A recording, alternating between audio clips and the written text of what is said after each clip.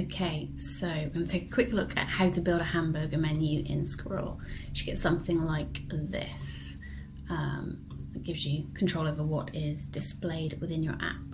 So we're actually going to build out will be something a little bit like this. Should only take us a couple of minutes, and it was just really the concepts of how you control, sort of show and hide the menu based on interaction with the hamburger icon.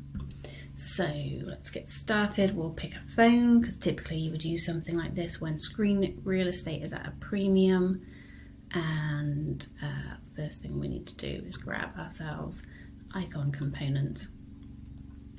So we've given you the feather icons library inside of Squirrel. So if we search something like hamburger, if I can type, it comes up as menu.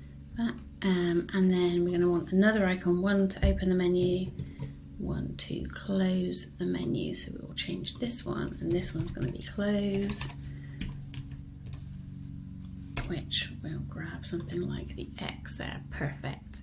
And then what we actually want to happen is show or hide the appropriate icon based on something in the spreadsheet. So if, for example, we see the word close, then we want the close icon display. So we come down here, visibility, select that one and say if that cell contains the word close, then you should be visible.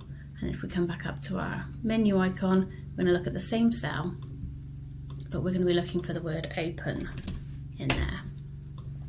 Okay, great.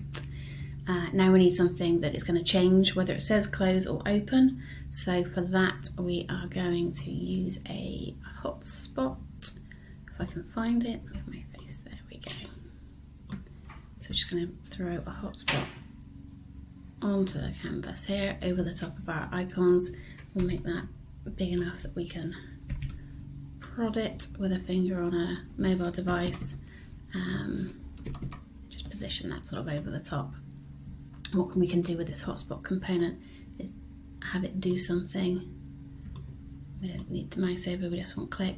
And what we're actually going to say here is we're going to use it like a toggle. So we're going to change what's in that cell based on a simple if formula. So what we're going to say is if this cell here contains the word close, then we want instead for this cell to say open. Else we're happy for it to say close. Okay, and then what we can say is if I change this here and this one, then we see update to say close, and make it say close, we see update to say open. Perfect. So we can now use this cell here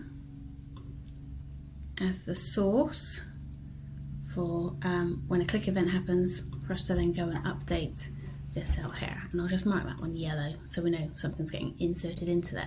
And then what that will essentially do is just toggle the value. So if I'm clicking on this up here, you can see in the spreadsheet that value is changing, toggling, and that's what's controlling which icon is displayed.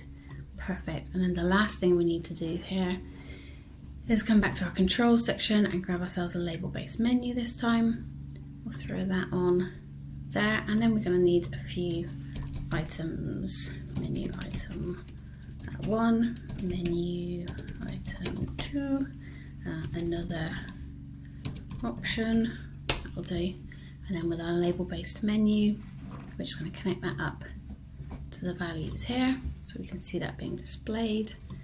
And we only want that menu to display, so back into our visibility, when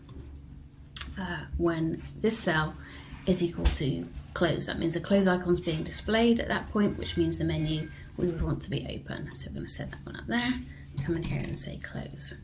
And then if we've done this correctly, come into preview and open the menu, close the menu. Perfect. And if we didn't want that to start in an open state, we would just go in, change that. There we go. We've got a label-based menu appearing, showing and hiding based on the hamburger icon. All done.